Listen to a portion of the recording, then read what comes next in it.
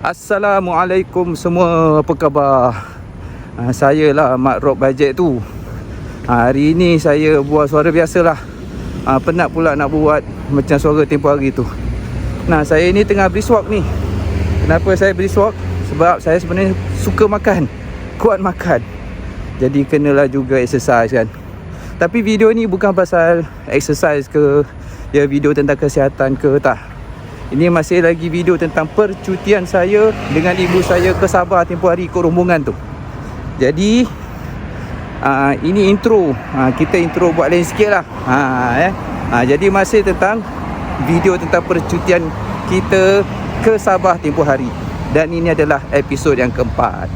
Jadi apa yang terjadi atau aktiviti apa yang kita lakukan pada hari keempat kita, hari yang keempat kita di Sabah tu, saksikanlah video ni. Saksikanlah sampai habis. Jom. Jadi macam tu lah guys. Kita berbual suara biasa saja. Penat juga nak buat suara macam tu bila kita berbual. Okey, kenapa kita ikut rombongan? Nah guys, ikut rombongan ni banyak juga plus point dia. Lebih-lebih lagi bila kita first time dan tak pernah pergi ke negeri tu kan. Jadi bila kita first time kalau pergi kat sana pun nanti kita bingung nak pergi ke mana, tempat menarik kat mana, macam mana nak pergi, hotel bagus kat mana, makan macam mana, bajet berapa. Jadi tak usah pening-pening. Kalau memang itu first time experience kita nak pergi negeri tu, saya cadangkan ikut rombongan aja. Macam saya kan, saya ikut rombongan ini. Travel yang handle kami adalah Toha Travel Agency.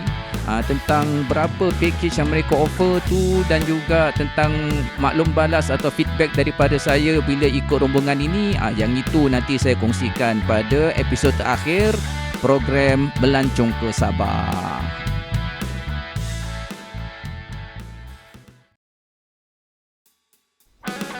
Seperti biasa, pada pagi hari kita mulakan acara kita dengan bersarapan di hotel.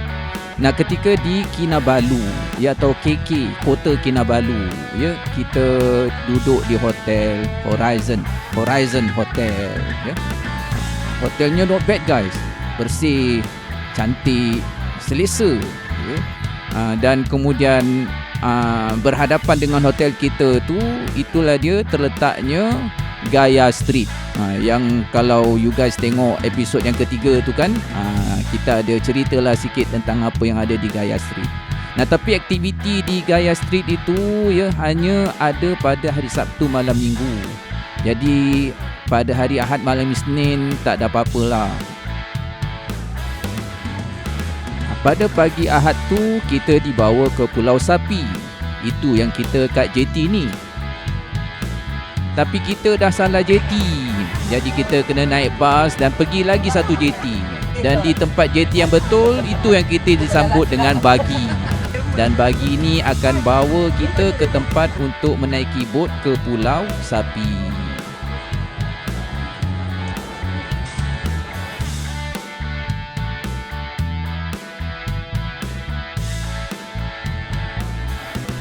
Macam inilah keadaan di JT pada pagi Ahad hari tu.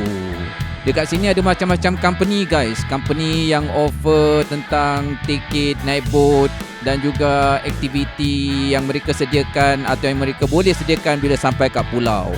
Jadi kalau kita pergi sendiri, itu yang kita pening kepala tu, nak ikut company mana.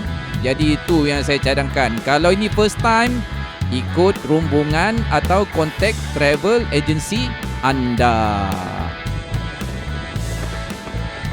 Satu poin lagi tentang bila kita ikut rombongan kan, poin yang positif, iaitu harga package tu selalunya dah termasuk duit flight lah, duit hotel lah, transport lah, kemudian breakfast di hotel lah, makan tengah hari, makan malam, termasuk bayaran untuk masuk ke tempat-tempat menarik.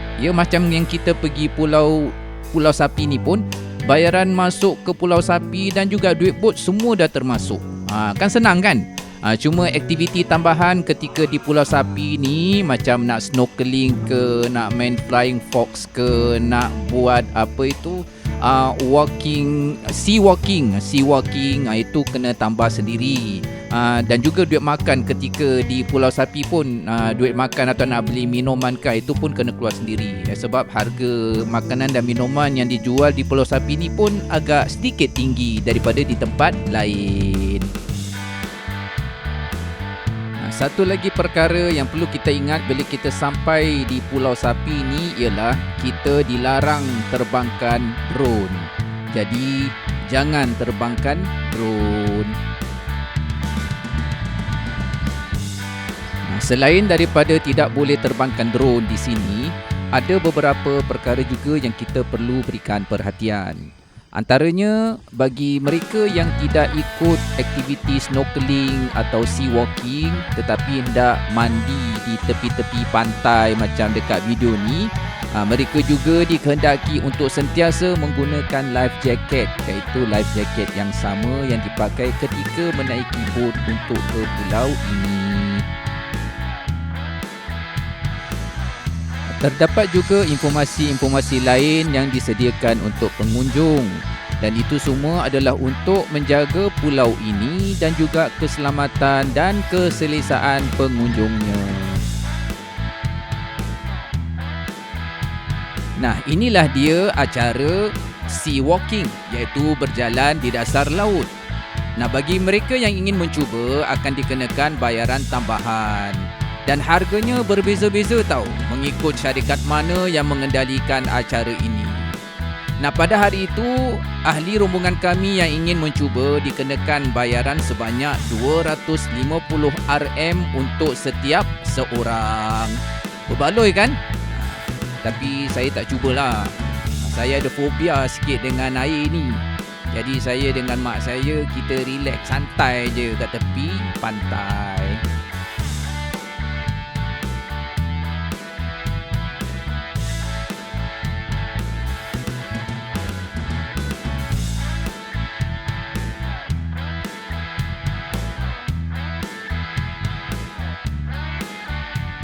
Selain daripada pemandangan yang indah di pulau ini pun terdapat beberapa kemudahan seperti surau, tempat merokok, tempat mandi manda. Seronok betul kakak-kakak kita tu menikmati air laut kat tepi-tepi tu. Cuma bila mandi-mandi tu awas-awas saja, kerana kat situ pun ada obor-obor atau jellyfish, takut kena sengat pula. Begitulah pengalaman kami ketika di Pulau Sapi. Jadi kalau you all datang Sabah, you all mesti try tau. Jangan tak try.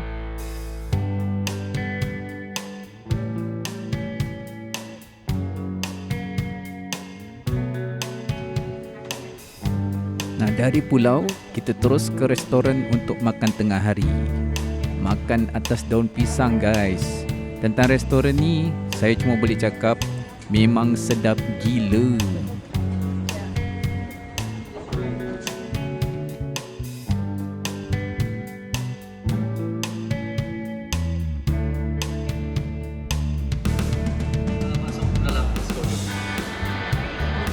Setelah makan tengah hari, kita pun dibawa untuk singgah ke KK Chocolate House. Nah, bila kita tiba di sini, kita disambut dengan begitu ramah sekali.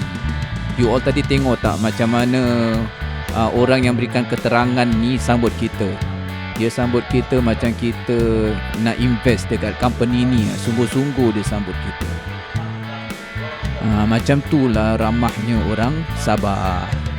Nah, ketika kami di sini, kita dimaklumkan yang KK Chocolate House ini hanya mengeluarkan coklat untuk negeri Sabah saja dengan menggunakan buah koko yang ditanam di Sabah.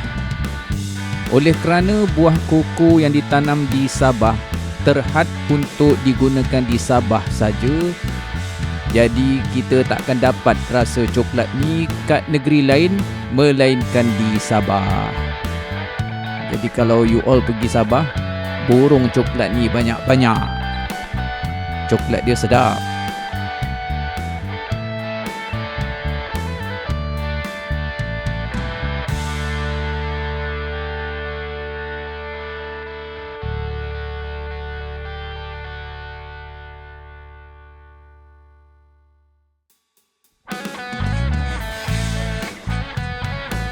Nah, ini dia pasar Filipin. Nah, pasar Filipin ni memang popular, bro. Dekat sini macam-macam kita boleh dapat. Cenderamata macam mutiara, loket mutiara ke, brooch mutiara ke. Tapi yang paling popular kat sini saya rasa adalah barang-barang kering, macam sotong kering, udang kering, ikan bilis. Mak-mak kita dengan akak-akak bila sampai kat sini, betul borong habis. Macam-macam lah barang-barang kering boleh dapat kat sini. Termasuklah poket kering, wallet kering pun boleh terjadi kat sini.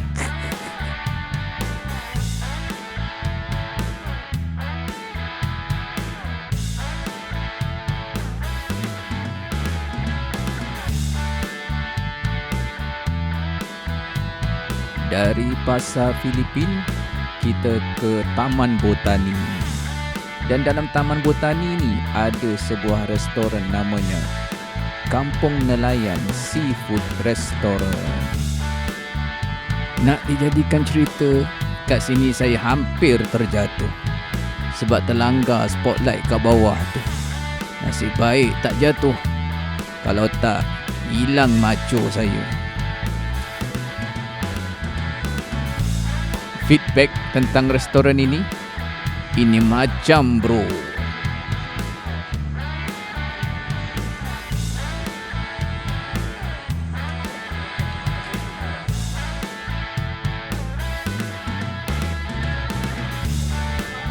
Selepas kita selesai makan malam, kita pun beramai-ramai semua sepakat nak brisk walking atau jalan kaki sampai ke hotel kami, iaitu Horizon Hotel.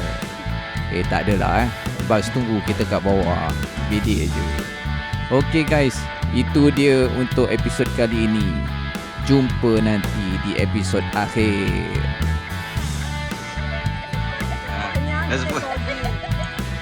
Dah makan, brisk walk. Yes.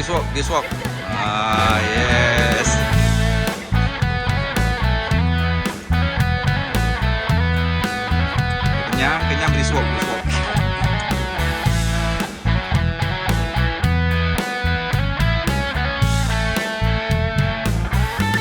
Memang aku ini anak orang miskin, tiada apa-apa yang dapat ku berikan. Engkau memang cantik, memang tidak padan dan tidak sepadan. Aku anak kampung, tiada pelajaran, kulit-kulit sahaja, memang tidak padan. Cantik bakau itu banyak yang tergoda, lagi orang kaya. Tiada kereta ku bawa kau jalan-jalan, rumahku pun tiada, adapun bapa punya. Apalagi belanja mau bayar berian, kawin sama kamu. Bukannya aku tidak suka sama kamu, tapi aku takut hidup kau kan sengsara. Karena aku cinta, ku lepaskan kau sama orang lain. Engkau masih muda, cantik lagi menawan, janganlah kau cari lelaki macam saya. Engkau memang cantik, nanti kau menyesal, tiada guna.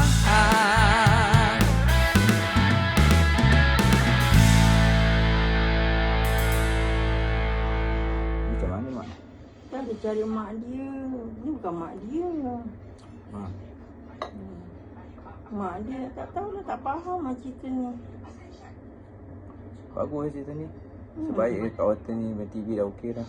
Boleh tengok drama, seru semua. drama dia. Makan TV.